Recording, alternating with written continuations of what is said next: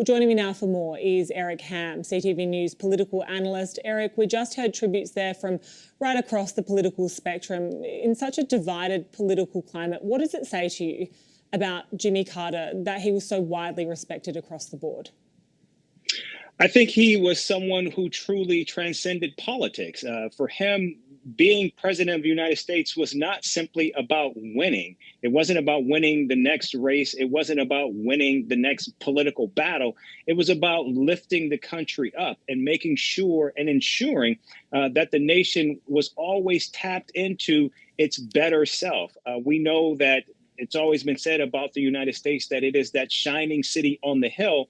And that didn't come from Jimmy Carter, but Jimmy Carter was, however, he was someone who emulated that, and that he wanted to push the nation, even when it was not politically feasible or attractive for him to do so. And I think that's something that will long outlive his life. And I think it will be something that will be one of the enduring components of his legacy.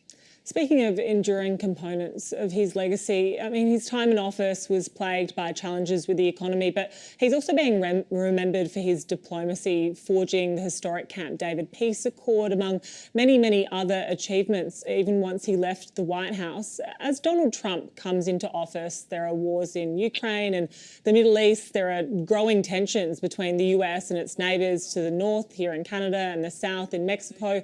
What can Trump and future presidents learn from Jimmy Carter, the statesman? You know, it's really interesting because we are at a time right now where it seems as almost we're mirroring that time when Jimmy Carter was president and everything that's taken place.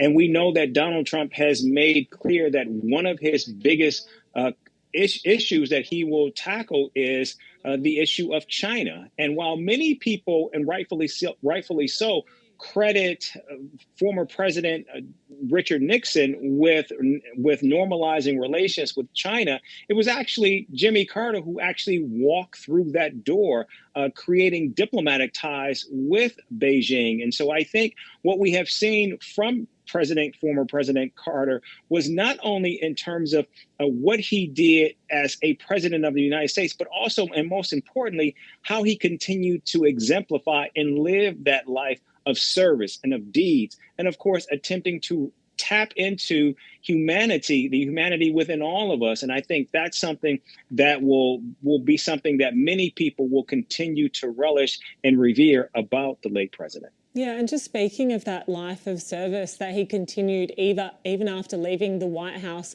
I mean, perhaps his greatest successes came after leaving office. How did he redefine the role that presidents could have after leaving the White House?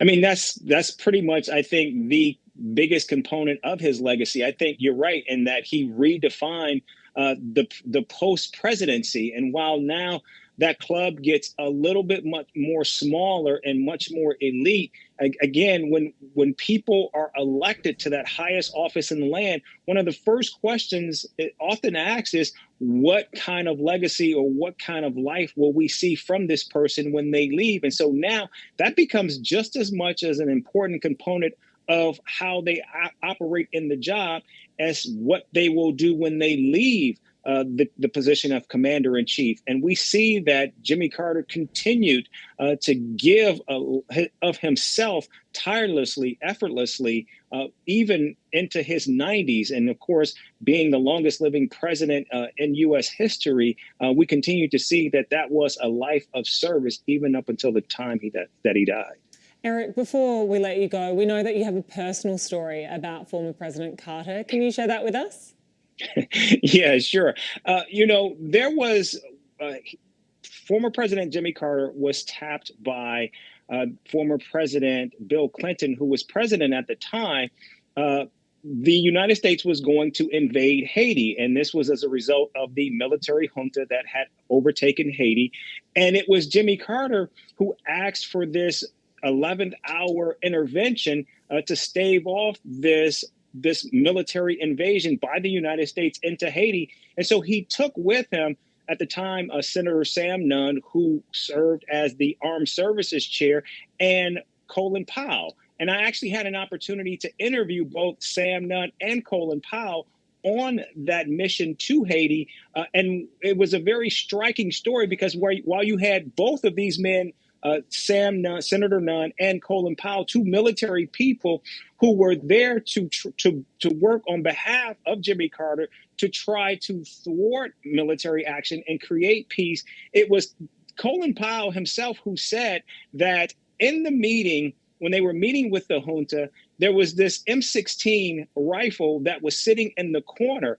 And while Jimmy Carter was attempting to try to tamp down the tensions, it was Colin Powell who was just focused on this rifle in case he needed to be able to get to it. But it was Jimmy Carter himself who actually walked out of there with a deal to actually thwart the military invasion. And so while you had these two men of action who were ready to pounce, it was Jimmy Carter who still was steadfastly looking for a way to reach peace. And they actually did.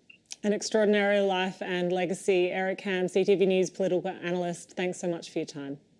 Thank you.